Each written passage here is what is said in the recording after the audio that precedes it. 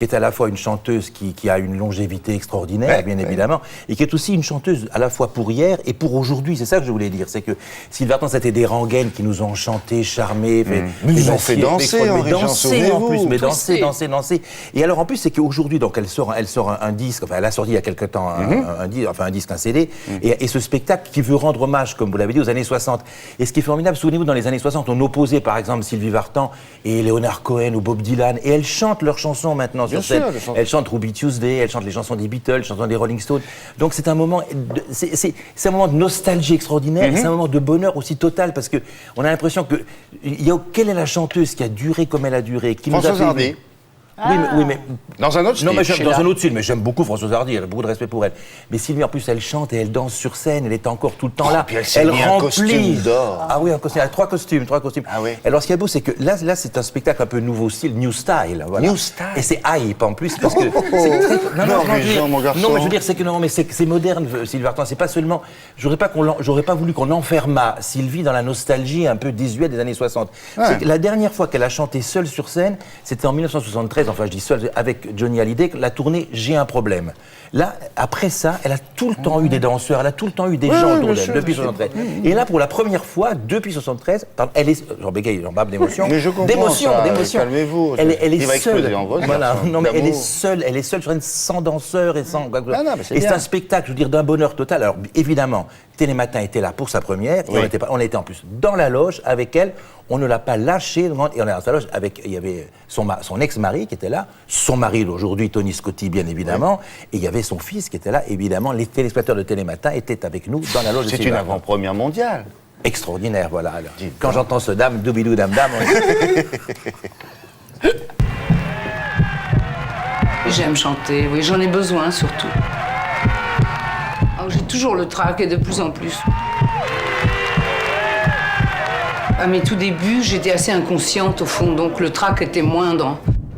Ça coupe le souffle, hein, d'avoir le cœur qui bat comme ça.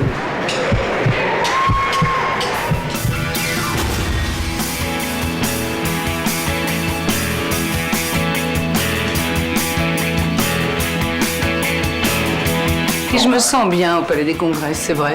Comme à l'Olympia d'ailleurs. Il y a des salles comme ça où j'ai chanté beaucoup de fois.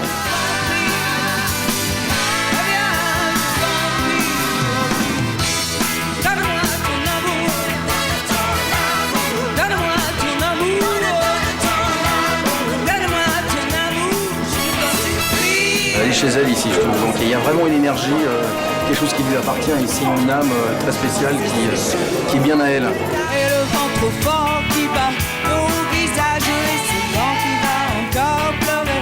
Cette nuit, je vois toujours un coin de ciel bleu, aussi bleu que tes yeux. Tu es là, là, là, là, là, là, là. Depuis 1973, vous n'aviez pas chanté seul sur scène, sans aucun danseur autour de vous.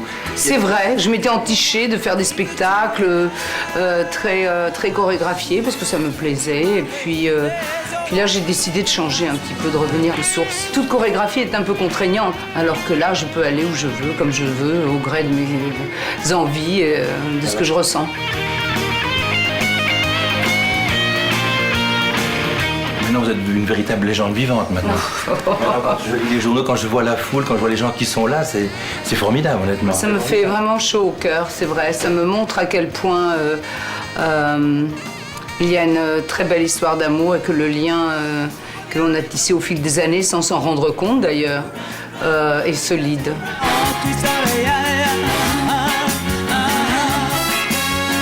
Mon cœur est bien là, mais il attendra là. J'attends son retour, la montagne et le cœur lourd. J'attends son retour, la montagne et le cœur lourd. Oh, ya, ya. Et Sylvie restera toujours, c'est Sylvie Vartan. Merci beaucoup, merci beaucoup. Sylvie Vartan. Johnny Hallyday. Oui, Johnny Hallyday. Au cas où vous l'auriez pas reconnu, ce grand garçon avec ses trois poils là, c'est lui. Dites donc, c'est terriblement kitsch et merveilleux. Ah non, mais c'est mais en plus, mais aujourd'hui, il n'y a rien de plus branché, il n'y a rien de plus moderne que d'aimer Sylvie Vartan. C'est extraordinaire. Alors le CD aussi, vous avez entendu ça. En Oui. plus, elle a fait une prise par chanson. Elle a reçu les chansons, les adaptations. Elle était là-bas dans sa maison de Californie. Elle est rentrée dans le studio, one shot. Comme on dit là-bas. Et alors, vous savez, moi, j'avais vécu un grand moment avec Sylvie Vartan pour France 2, pour Antenne 2 d'ailleurs, à l'époque. Elle était repartie en Bulgarie. Oui. C'est quand Sylvie a quitté la Bulgarie, elle est partie sur le quai de la gare. Son grand-père l'a accompagnée, elle lui a dit au revoir. Dans un nuage de fumée, il a disparu. Elle savait qu'elle ne le reverrait plus jamais, puisqu'elle émigrait de la Bulgarie pour venir s'installer en France avec son père, sa mère et Eddie, son frère.